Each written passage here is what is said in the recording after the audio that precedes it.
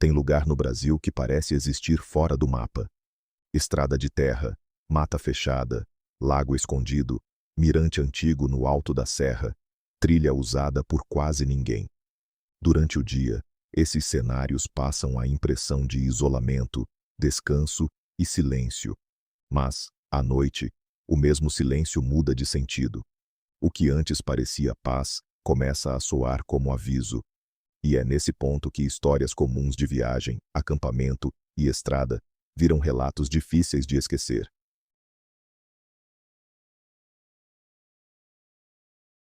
Era para ser só um fim de semana de descanso, num lago pequeno, escondido no meio do mato. Desses lugares que quase não aparecem em mapa nenhum, e que muita gente só conhece porque ouviu falar de alguém da região. Eu conhecia aquele ponto desde a infância, quando meu pai me levava até ali. Depois de adulto, continuou voltando sozinho, de vez em quando. E havia um detalhe importante nessa rotina.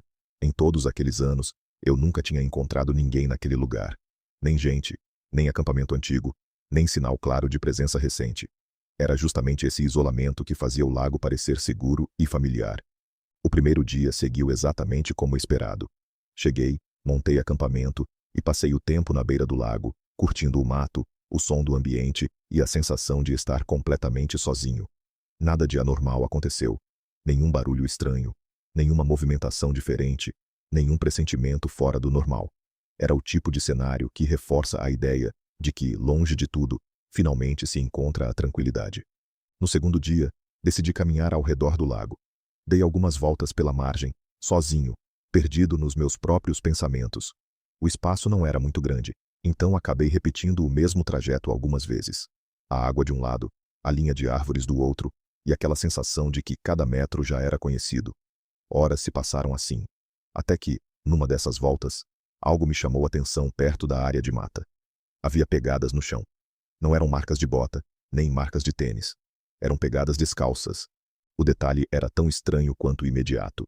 As marcas pareciam recentes e estavam num ponto visível demais para terem passado despercebidas nas voltas anteriores.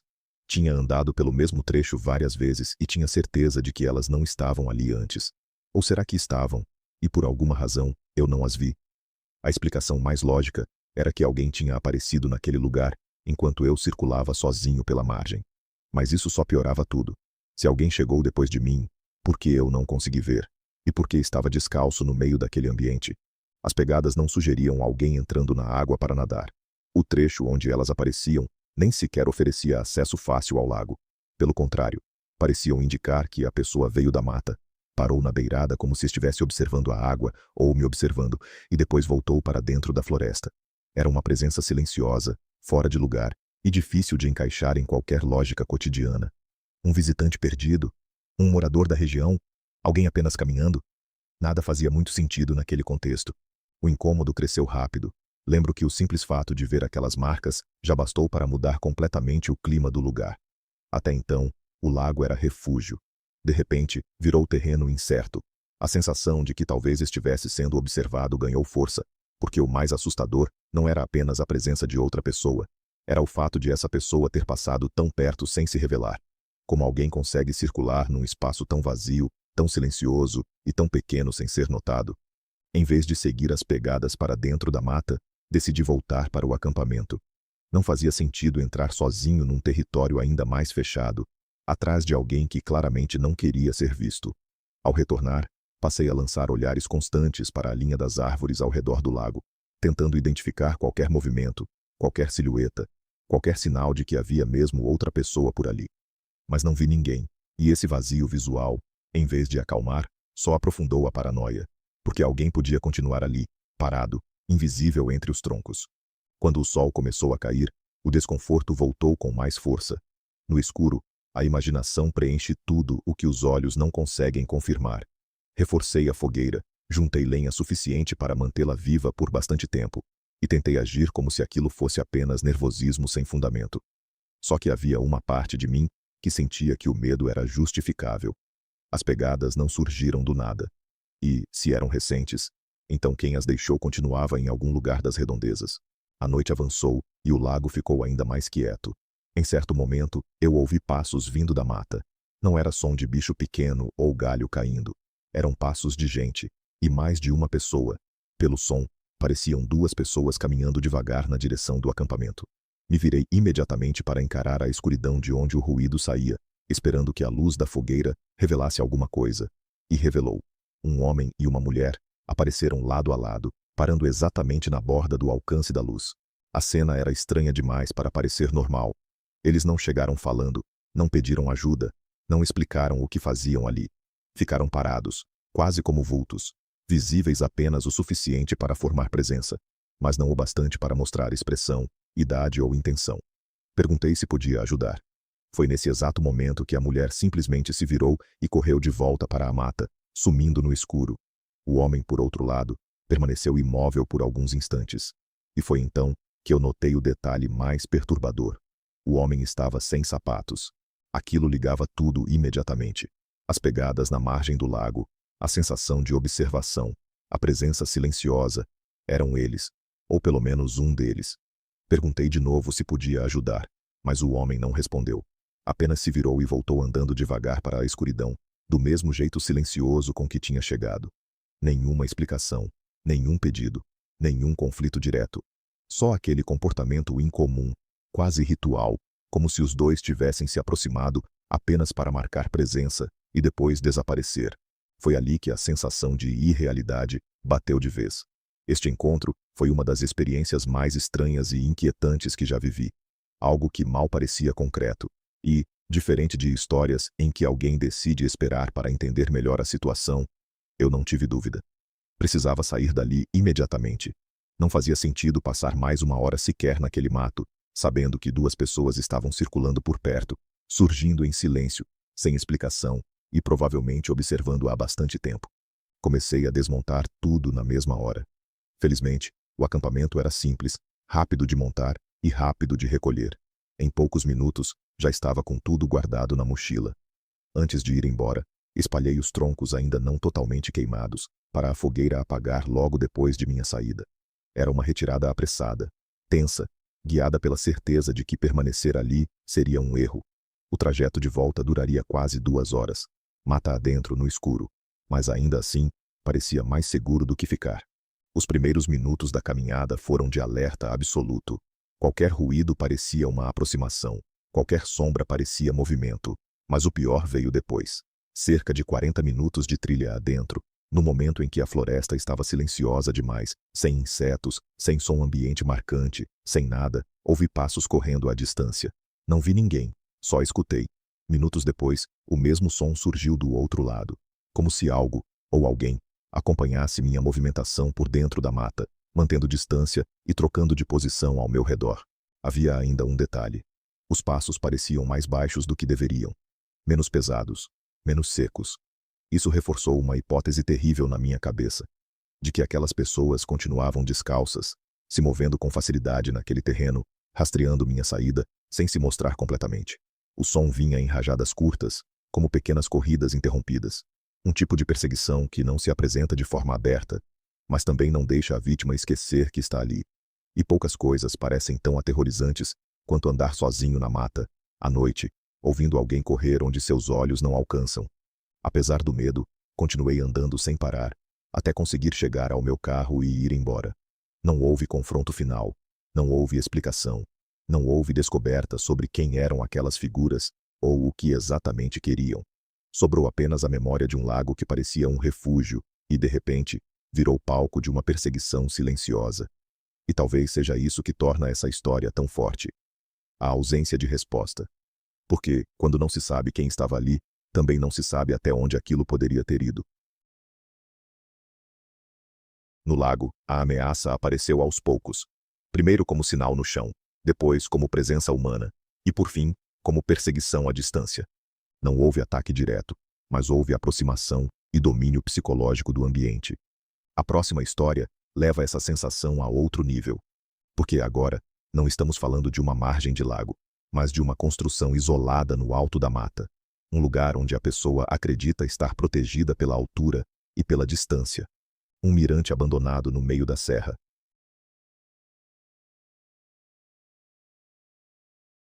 Eram meados de agosto de 2015, quando fiz uma viagem de carro rumo a uma área de mata, a algumas horas de distância. Meu plano era subir até um antigo mirante de observação abandonado, desses usados em regiões florestais mais isoladas para monitoramento, e passar a noite lá em cima. Eu já sabia que entrar ou acampar naquele tipo de estrutura não era exatamente permitido, principalmente porque o lugar estava sem manutenção e poderia apresentar risco. Mesmo assim, tinha pesquisado antes e lido relatos de pessoas dizendo que o local ainda parecia firme. O problema é que as informações eram antigas, e o último registro que encontrei era de anos anteriores. Ou seja, estava indo sem saber, de fato, o que encontraria. Depois de estacionar o carro numa pequena vala ao lado da estrada, peguei a mochila com equipamento para 2 dias e comecei a trilha. Não era uma trilha sinalizada, dessas com placas, marcação ou fluxo de visitantes. Era o tipo de percurso bruto, improvisado, em que se atravessa a mata fechada, confiando mais no equipamento de navegação do que no caminho em si. Eu usava um sistema de posicionamento global portátil, via satélite, para não sair demais da direção correta, mas isso não mudava o fato de estar entrando sozinho num território desconhecido, sem estrada, sem referência humana visível e sem garantia de que o destino ainda estaria de pé.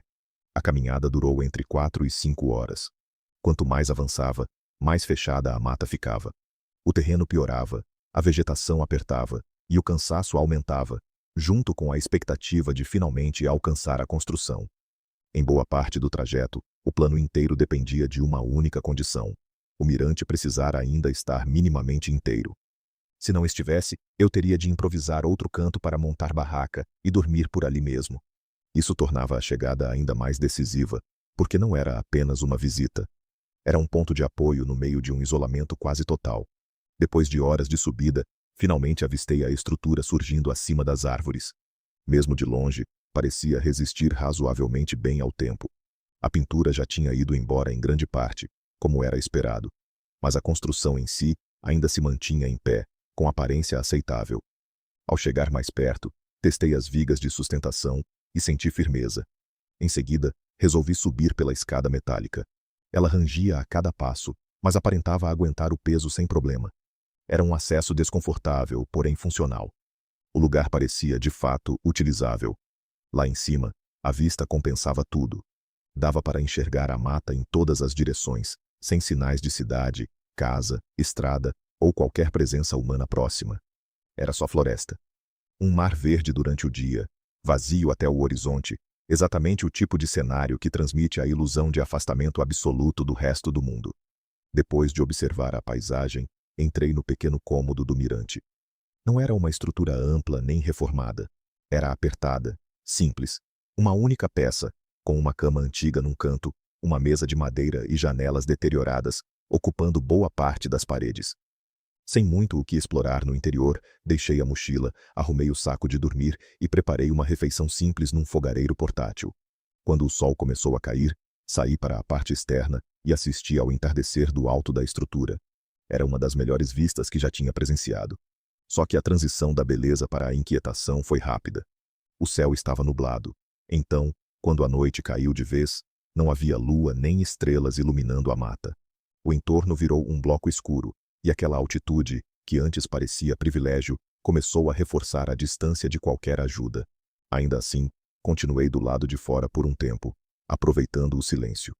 Já era noite fechada quando percebi algo se movendo lá embaixo, entre as árvores. Havia uma luz, mas não era uma lanterna comum. A coloração era mais alaranjada, tremulante como chama. Isso me levou a pensar em algo parecido com uma tocha ou fogo improvisado. A luz se deslocava mata adentro, relativamente perto da base do mirante, e aquilo não fazia sentido. As chances de outra pessoa estar justamente ali, naquela mesma noite, num lugar remoto e sem trilha definida, já eram pequenas. Pior ainda, uma pessoa se movendo à noite com uma luz daquele tipo era algo completamente fora do normal. Observei o brilho passando por entre os troncos, até que, em determinado momento, a luz sumiu atrás de alguma coisa e não reapareceu. Durante cerca de meia hora, nada mais aconteceu. Segui ali fora, absorvendo o silêncio e tentando racionalizar a cena.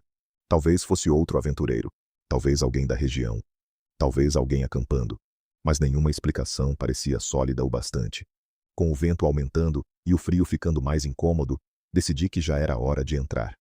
Antes disso, porém, resolvi olhar uma última vez para baixo. E foi aí que vi uma figura parada. Havia alguém logo abaixo do mirante, na área aberta entre a estrutura e a mata. A pessoa estava imóvel, aparentemente olhando diretamente para cima, para mim. A distância e a escuridão impediam detalhes, mas a presença era inequívoca. Eu o chamei. Disse algo como um cumprimento, sem saber exatamente o que falar numa situação daquelas. A pessoa não respondeu. Não avançou. Não recuou. Ficou alguns segundos ali, encarando, numa troca muda e desconfortável. Depois, levantou a mão num gesto difícil de interpretar, talvez reconhecimento, talvez desculpa, talvez só um sinal qualquer, e então se virou, entrando de novo na mata, agora sem luz alguma visível. A situação era claramente perturbadora, mas, no momento, tentei me convencer de que aquilo podia ser apenas outro trilheiro, querendo verificar se o mirante já estava ocupado. Um pensamento otimista, quase forçado, porém suficiente para que eu não desmontasse tudo imediatamente. Sem ver mais nada, entrei, me ajeitei no saco de dormir e tentei descansar. O vento batendo nas janelas velhas e os estalos da madeira dificultaram o sono no começo, mas, em algum momento, consegui apagar. O problema é que a noite ainda estava longe do fim. Não sei quanto tempo passou até eu acordar de repente. Lá fora ainda estava muito escuro, mas o vento tinha diminuído bastante. O que me tirou do sono não foi a claridade nem o frio. Foi um som específico, o rangido metálico suave da escada do lado de fora. No início pensei que podia estar confundindo, mas ouvi de novo. E outra vez. Alguém estava subindo. Não dava para saber em que altura da escada a pessoa se encontrava, mas o som das dobradiças e do metal denunciava uma subida real, passo por passo, em direção ao topo. Meu coração disparou. Saí do saco de dormir, peguei a mochila e fui para a parte externa do mirante. Enquanto caminhava até lá, o barulho ficou mais rápido, mais alto, como se quem subia tivesse acelerado ao perceber alguma movimentação no alto. Então, no exato instante em que ele alcançou a área da escada, o som cessou. Parou de uma vez. O silêncio veio tão seco que parecia artificial. Fiquei imóvel por alguns segundos, esperando qualquer continuação, qualquer novo ruído. Nada. Então comecei a contornar devagar o passadiço externo, até conseguir ver a abertura da escada. Não havia ninguém ali. Me aproximei mais, cada vez mais tenso, inclinei o corpo e olhei para baixo. Ninguém na escada. Ninguém no chão, logo abaixo. Nada. Por um instante, o choque foi total, porque o som tinha sido claro demais para ser imaginação. Alguém subia. Tinha certeza disso.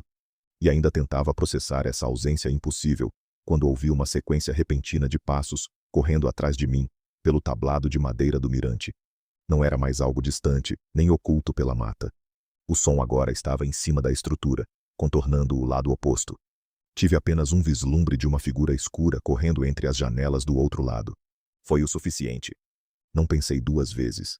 Em vez de recuar para o interior, desci pela escada imediatamente. E talvez essa tenha sido a decisão mais importante da história. Descer uma escada metálica alta, no escuro, escorregadia, com o corpo tomado por adrenalina e com a sensação de estar sendo perseguido de cima, é o tipo de movimento em que qualquer erro pode ser fatal. Ainda assim, eu fui. No meio da descida, cheguei a ver a cabeça da pessoa surgindo na parte superior, espiando por cima. Isso confirmava de vez. Havia alguém ali, no alto, atrás de mim. Sem parar, alcancei o chão e corri para dentro da mata. Só depois percebi que ter pego a mochila quase por instinto foi o que possibilitou a fuga. Com a lanterna e o sistema de posicionamento global em mãos, consegui me orientar floresta adentro e retornar ao carro. Não acredito que tenha sido seguido durante todo o trajeto. Mas a verdade é que não tinha como saber. O que sabia, com certeza, era que alguém encontrou aquele mirante no meio do nada, subiu até lá no escuro e estava em cima da estrutura comigo durante a madrugada. Depois disso, fui embora e nunca mais voltei.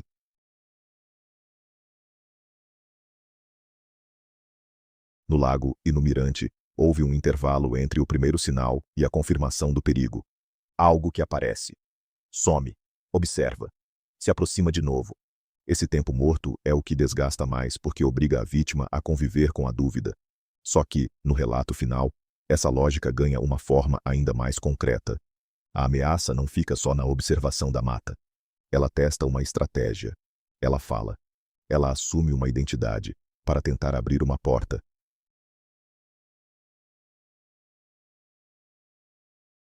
Eu tinha 24 anos e vivia numa van pequena, viajando sozinha por estradas e áreas de mata.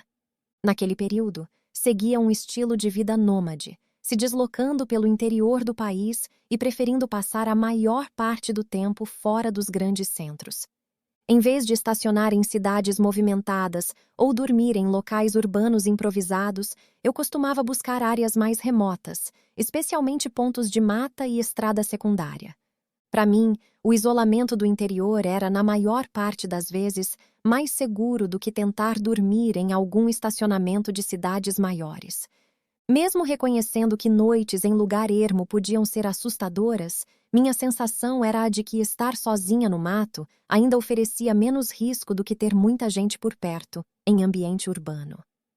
Naquela semana, eu fazia um trajeto lento entre duas cidades grandes, usando estradas menos movimentadas e ficando alguns dias em cada ponto de parada.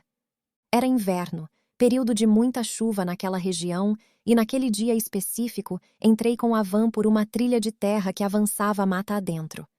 Havia alguns recuos pelo caminho, mas todos vazios. Pelo aspecto do lugar, parecia que quase ninguém passava por ali fazia tempo. Em vez de ficar nos primeiros pontos, decidi seguir mais para dentro, procurando um espaço melhor e mais isolado para passar a noite. No fim do caminho, encontrei uma clareira larga, em formato circular, cercada por árvores. Não era um lugar com grande vista, mas era amplo, reservado e aparentemente tranquilo. Havia até uma estrutura de pedras no centro que sugeria fogueira antiga. Estacionei, nivelei a van e me instalei ali. Como a chuva era constante naquela época do ano, não havia muito o que fazer do lado de fora. Então abri a porta lateral por um tempo para ventilar enquanto preparava comida num fogareiro a gás. Ainda era começo de noite, perto do pôr do sol, e faltavam algumas horas até dormir. Nos 30 minutos seguintes, a luz natural desapareceu de vez e a chuva começou a apertar. Fechei a porta lateral para não entrar água e deixei apenas uma pequena janela traseira entreaberta. Sentada na cama, passei a assistir alguma coisa no notebook. Era uma rotina comum de fim de dia na estrada. Só que, no meio disso, um brilho apareceu refletindo na tela. Vinha da janela atrás de mim. Antes que conseguisse reagir, o clarão desapareceu. Não se afastou gradualmente como fariam faróis de um veículo se movendo. Simplesmente apagou, como se alguém tivesse desligado a fonte de luz. Quando me virei para olhar, não vi nada. Lá fora estava muito escuro e a chuva intensa diminuía ainda mais qualquer visibilidade. Era impossível saber de onde a luz tinha vindo, a que distância estava ou o que exatamente a produziu. Como havia outros recuos de parada na trilha, a explicação mais fácil seria imaginar outro veículo em algum ponto próximo. Talvez um campista, talvez faróis atravessando as árvores num ângulo estranho. Só que havia um problema nisso. O brilho não parecia vir da estrada por onde eu tinha entrado. Atrás da janela havia apenas mata fechada. Se a luz tinha surgido dali, então vinha de um ponto que eu desconhecia. Sem ter como investigar, tentei seguir normalmente. Voltei para o notebook e de tempos em tempos dava uma olhada pelas janelas ou achava ter ouvido algo lá fora. Mas a chuva batendo forte no teto metálico confundia tudo. Fica difícil separar ruído real de impressão quando cada gota parece um impacto e cada rajada de vento embaralha os sons. Como nunca via nada concreto ao checar, decidi não alimentar demais a preocupação. Mais tarde, por volta das 10 ou 11 da noite, desliguei tudo, fechei as janelas, baixei as coberturas e tentei dormir. A van ficou quase totalmente escura por dentro. Normalmente eu não tinha dificuldade para pegar no sono. Naquela noite, porém, isso não aconteceu. A chuva ficou ainda mais pesada, trovões começaram a ecoar e o barulho tornou o descanso praticamente impossível. Cerca de 2 horas madrugada adentro, em meio ao temporal, ouvi algo diferente. Um som claro o suficiente para se destacar do resto. Como se alguém, ou alguma coisa, estivesse correndo do lado de fora e chutasse um galho no chão, perto da van. Não foi um ruído longo nem repetido. Foi algo pontual, brusco, localizado, e depois veio silêncio. Olhei para a janela, mas a escuridão era total. Nem o chão dava para enxergar direito. Quanto mais tentava perceber o que estava além do vidro, mais forte ficava uma sensação específica, a de que alguém podia estar olhando de volta. Esse é um tipo de medo muito particular, porque ele nasce antes de qualquer prova visível. Primeiro vem o pressentimento. Depois, o raciocínio tenta dizer que é exagero, e foi exatamente isso que tentei fazer. Baixei de novo a cobertura da janela e tentei me convencer de que estava reagindo demais por causa da chuva, da madrugada e do isolamento. Só que cerca de 1 minuto depois, ouvi uma voz masculina. Não era um grito. Parecia um sussurro alto, como alguém falando com outra pessoa ali fora. Na mesma hora, travei. Fiquei em silêncio absoluto, com medo de levantar a cobertura e olhar, porque, se ainda não tivessem certeza de que havia alguém ali dentro, bastaria um movimento para confirmar. Ao mesmo tempo, havia a percepção assustadora de que provavelmente já sabiam, sim, que a van estava ocupada. Afinal, eu tinha chegado, parado, cozinhado e permanecido horas ali. Quem quer que estivesse do lado de fora possivelmente observava fazia tempo. Passaram-se 2 ou 3 minutos em que nada aconteceu além da chuva e dos trovões.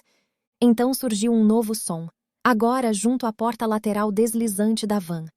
Parecia plástico cedendo, como se alguém estivesse encostando o peso do corpo na lateral do veículo. Em seguida veio a primeira batida. Alguns segundos depois, outra. Continuei imóvel, sem responder. Mesmo achando que minha presença já devia ser conhecida, ainda parecia mais seguro não fornecer nenhum detalhe sobre quantas pessoas havia ali dentro, nem sobre ser uma mulher sozinha. Permanecer calada era, naquele momento, a única forma de não entregar mais vantagem. Os minutos seguintes foram profundamente tensos. As batidas continuavam em intervalos curtos, sem que ninguém dissesse nada. Era uma insistência quase metódica. Quem estava do lado de fora já devia estar encharcado, exposto à chuva forte, e ainda assim não ia embora. Isso, por si só, já revelava determinação. Até que finalmente a pessoa falou: "Polícia, abra a porta." A frase, em vez de acalmar, piorou tudo. Para mim, aquilo não soou verdadeiro por um segundo sequer. Se fosse mesmo uma abordagem policial, por que não se identificar desde a primeira batida? Por que esperar tanto? Por que agir daquele jeito no meio da mata durante uma tempestade numa clareira isolada? A voz continuou insistindo, repetindo variações da mesma ordem, sempre tentando se apresentar como autoridade e exigindo que a porta fosse aberta. Para mim, aquilo parecia uma tentativa desesperada de obter acesso sem precisar usar força. Era uma forma de manipular a situação, usando o reflexo automático de obediência que muita gente teria diante de uma identificação policial. Então ergui a cobertura da janela com cuidado e olhei para fora. O que consegui ver foi apenas uma figura escura se movendo perto da porta. Mesmo sem nitidez, uma coisa me convenceu de que havia algo errado. Pela silhueta, não parecia haver qualquer equipamento ou aparência compatível com o agente de segurança. A partir dali, o tempo encurtou brutalmente. Fiquei cerca de 30 segundos debatendo internamente o que fazer, enquanto as batidas se tornavam mais impacientes. Abrir era impensável. Permanecer parada talvez significasse esperar uma escalada inevitável. Então, decidi arriscar a opção mais perigosa e, ao mesmo tempo, mais promissora: sair da parte de trás e ir para o banco do motorista, para tentar arrancar dali. Era um movimento crítico, porque ligaria o veículo, revelaria minha posição exata dentro da van e poderia provocar reação imediata. Mesmo assim, era melhor do que deixar a iniciativa toda nas mãos de quem estava lá fora. Assim que sentei ao volante e dei partida, ouvi 2 pares de passos correndo para a sítia lateral do veículo. Isso confirmava mais um ponto importante. Não era uma pessoa só. Havia pelo menos 2. No mesmo instante em que comecei a manobrar para sair, uma figura apareceu na janela ao meu lado. A situação estava por um fio. Se a van atolasse, apagasse ou demorasse a ganhar tração, a história poderia tomar um rumo muito pior. Mas o veículo respondeu. Consegui deixar a clareira, entrar na trilha e me afastar. E enquanto dirigia para sair dali, percebi outro detalhe perturbador. Não vi nenhum outro carro no caminho. Nenhuma viatura, nenhuma caminhonete, nada que sustentasse a narrativa de abordagem policial. Depois de conseguir sair, registrei ocorrência na delegacia mais próxima. A resposta foi direta. Não havia agentes naquela área naquela noite. Ainda assim, não houve nada que esclarecesse quem eram aquelas pessoas ou o que planejavam fazer.